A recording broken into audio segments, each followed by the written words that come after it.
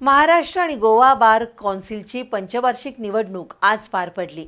या निवडणुकीत कोल्हापूर जिल्ह्यातील 6 उमेदवार रिंगणात असून त्यासाठी जिल्ह्यातील 11 ठिकाणी मतदान अत्यंत चुरशीने पार पडलं। सुमारे 4000 वकिलांनी मतदानाचा हक्क बजावला।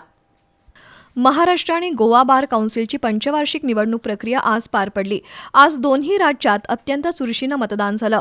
कोल्हापूर जिल्ह्यात मतदानासाठी तालुकानिहाय 11 ठिकाणी न्यायालयात केंद्र उभारण्यात आली होती। जिल्ह्यातून बार कौन्सिलचे माजी अध्यक्ष विवेक घाटगे, जिल्हा बार असोसिएशनचे माजी अध्यक्ष अजित मोहिते, रणजित गावडे, सर्जेराव खोत, शैलजा चव्हाण आणि धनश्री चव्हाण या 6 उमेदवारांचं भवितव्य मतपेटीत बंदिस्त झालं। आजरा, चंदगड, गडिंग्लज, गारगोटी, कागल, राधानगरी, पन्हाळा, कुरुंदवाड, इचलकरंजी आणि जयसिंगपूर या तालुक्याच्या न्यायालयात चुरशीनं मतदान झालं। खंडपीठाच्या लढ्यासाठी 6 जिल्ह्यांची मोट बांधली गेली होती। बार कौन्सिलच्या निवडणुकीत याचा उमेदवारांना फायदा होण्याची शक्यता आहे।